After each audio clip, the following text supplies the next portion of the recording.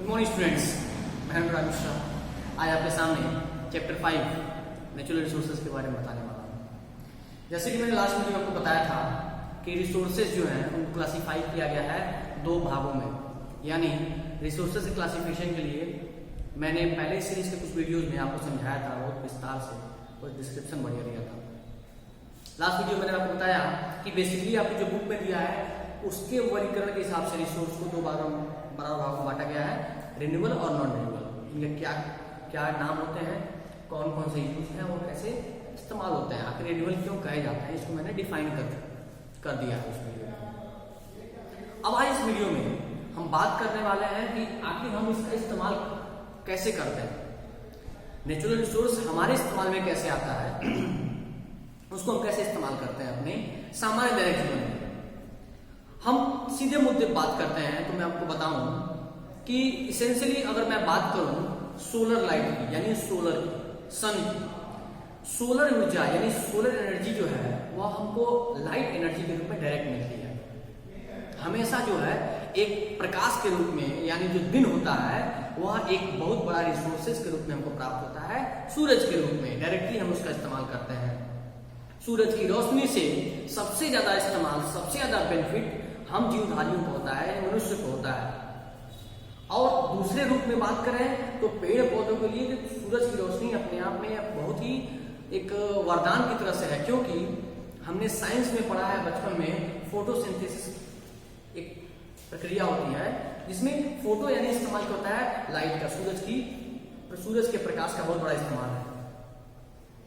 अगर हम सामान्य स्तरों में बात करें, उसको समझने की कोशिश करें तो हमने प्रकाश संश्लेषण यानी फोटोसिंथेसिस को पढ़ा है, तो जिसमें पौधे अपने भोजन बनाने की प्रक्रिया में जिस तत्व का इस्तेमाल करते हैं उसमें एक आवश्यक तत्व है सूर्य का प्रकाश। तो यदि सूर्य का प्रकाश नहीं होता तो पौधे अपना भोजन नहीं बना पाते, और पौधे अपना भोजन नहीं बना पाते तो हमको ऑक्सीजन नहीं मिल पाता। तो इसेंशियली सूर्य का प्रकाश बहुत ही महत्वपूर्ण है हमारे लिए। इन सूर्य के प्रकाश की मदद से पौधे अपना भोजन बनाते हैं, और उन पौधों के भोजन बनाने की प्रक्रिया में जो हमें प्राप्त होता है, यानी जो हमें प्लांट प्रोडक्ट प्राप्त होता है, चाहे वो फ्रूट्स के रूप में हो, चाहे ग्रेन के रूप में हो, चाहे क्रॉप के रूप में हो, चाहे डायरेक्टली हो, हम उसका इस्तेमाल करते हैं। इवन हमारे अलावा भी जो शाकाहारी जानवर हैं, यानी जो हर्बीवोरस हैं, वो उनको खाते हैं, और हम डायरेक्टली उनके द्वारा इस्तेमाल किए गए बनाए गए चीजों को, एनिमल प्रोडक्ट का इस्तेमाल हम लोग भी करते हैं।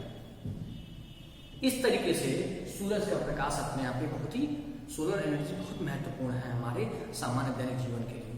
दूसरे रूप में अगर वाटर की बात करें तो पानी तो हमारे जीवन का एक तरह से, हमारी तरह से बहुत महत्वपूर्ण एलिमेंट्स है। आदिमानव के जमाने से बात करें तो पानी सबसे महत्वपूर्ण रहा है। जब मनुष्य को यह समझ में आया कि जीवन जीने के लिए सबसे जरूरी जल है, तो उसने इसी वजह से नदियों किनारे अपना जो है बसेरा बनाया, अपना रहने का जो ठिकाना जो ढूंढा वो नदियों के यानी जलाशयों किनारे ही बनाया, क्योंकि पीने का पानी पीना उसके लिए बहुत आवश्यक था। पानी के बिना वो रह नहीं सकता था, चाहे वो मनुष्य हो या जीव जंतु। उसके बाद से जब हमारे सभ्यताओं में जब विकास हुआ, हम सभ्य मनुष्य हो गए, तो हम अपने घरों के और भी एसेंशियल काम के लिए पानी का इस्तेमाल करने लगे, चाहे वो अपने कपड़े के धुलने के लिए, चाहे खुद को नहाने के लिए, ब्रश करने के लिए, घर की साफ सफाई करने के लिए, इन सब में, गाड़ियों को धुलने के लिए, इन सब में पानी का इस्तेमाल होता है। साथ ही साथ सबसे बड़ा जो टेक्नोलॉजिकल डेवलपमेंट हुआ, उसमें बदलाव जो आया मनुष्य की सभ्यता में, वह आया बिजली की वजह से। यानी आज हमारे घरों में जितने भी इलेक्ट्रिकल अप्लायंस चलते हैं, चाहे वो टीवी हो, फ्रिज हो, कूलर हो, एसी हो, वॉशिंग मशीन हो, आयरन हो, ये जो भी चलते हैं, ओवन हो, जो भी चलते हैं, इन सबको चलाने के लिए हमको आवश्यकता होती है पावर यानी इलेक्ट्रिसिटी की। और यह इलेक्ट्रिसिटी नॉर्मली 3 पार्टों में जनरेट होता है, 3 तरह से जनरेट होता है। पहला होता है हाइड्रो इलेक्ट्रिक, दूसरा होता है थर्मल इलेक्ट्रिक, तीसरा होता है न्यूक्लियर फ्यूजन। तो हम सभी जानते हैं जो हाइड्रो इलेक्ट्रिक एनर्जी है वो सबसे ज्यादा इस्तेमाल होता है हमारे द्वारा, क्योंकि वह बहुत आसानी से सस्ते रूप में मिल जाता है। अगर थर्मल की बात करें तो थर्मल यानी कोयले के इस्तेमाल से, कोयला चूंकि मैं आपको बताया था कोयला एक ऐसा रिसोर्स है जो कम मात्रा में, सीमित मात्रा में मौजूद है, तो उसको हम बनाएंगे तो कम मात्रा में ही इस्तेमाल कर सकते हैं उसका। और न्यूक्लियर फिजन उसमें भी हम एलिमेंट्स का इस्तेमाल करते हैं, वो भी कम है, साथ साथ वो हार्मफुल भी है।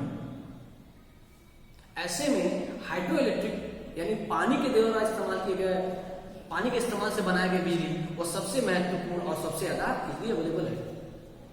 तो नदियों का जल रोक कर उनके पास डैम बनाकर उन डैम से हम बिजली पैदा करते हैं, यह भी अपने आप में बहुत महत्वपूर्ण है। यानी जो जल है वो अपने आप में बहुत महत्वपूर्ण है, हमारे लिए वरदान की तरह से है, जिसके कारण हम लोग बिजली बना लेते हैं और इस बिजली का इस्तेमाल अपने दैनिक जीवन में डेवलपमेंट के लिए, सुख के लिए, आराम के लिए, लैविश लाइफ जीने के लिए करते हैं। तो प्रकृति द्वारा दिए गए इस वरदान के रूप में ये बहुत ही महत्वपूर्ण हो जाता है हमारे लिए इसका इस्तेमाल होगा। अन्य शब्दों में हम जाएं तो जितने भी एनिमल्स हैं उनको जो भोजन मिलता है वह प्रकृति से ही मिलता है। वह जल जो है पीते हैं प्रकृति के द्वारा दिए गए, वह पेड़ों को खाते हैं, पत्तियों को खाते हैं, पौधों को खाते हैं, वह भी प्रकृति द्वारा बनाए गए हैं, नेचुरल रिसोर्सेज हैं। हम उनका इस्तेमाल करते हैं, उनके एनिमल प्रोडक्ट जैसे मिल्क का इस्तेमाल करते हैं, उनके स्किन का इस्तेमाल करते हैं अपने लेदर प्रोडक्ट के लिए। इवन कुछ जो है एनिमल्स इनको लोग मनुष्य खाते भी हैं, चाहे वो फिश हो, एग हो या फिर मटन चिकन के रूप में हो। तो यह अपने आप में बहुत महत्वपूर्ण हो जाता है। अगर दूसरे शब्दों में और बात करें तो अपने डेवलपमेंट के लिए हम पेड़ों के लकड़ियों का भी इस्तेमाल करते हैं। अन्यत्र रूप में घरों में बनाने जाने वाले फर्नीचर्स हों, चाहे किसी भी बोर्ड के इस्तेमाल किए गए वो लकड़ी का सामान हो, जितने भी प्रोडक्ट आते हैं, जितने भी वुडन प्रोडक्ट आते हैं, ये सब पेड़ों को काटने के बाद से बनाए जाते हैं। पेड़ों को कटिंग करके उनके टिम्बर से बनाए जाते हैं, लकड़ियों से बनाए जाते हैं। जितने वुड प्रोडक्ट है ये सब नेचुरल रिसोर्सेज है।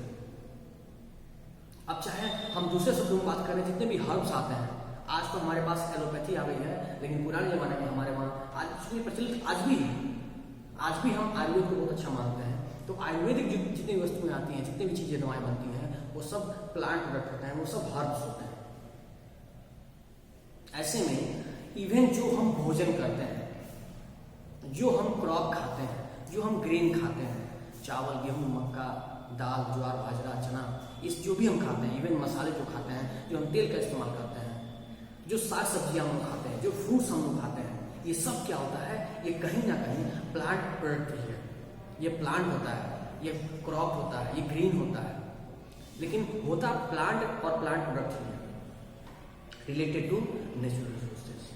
यानी हमारे दैनिक जीवन में जुड़ा हुआ नेचुरल रिसोर्स बहुत ही महत्वपूर्ण है, जो हमारे लिए आवश्यक है वरदान की तरह से। इन सबका इस्तेमाल हम किस तरह से कैसे करते हैं, यह हमारे ऊपर निर्भर करता है।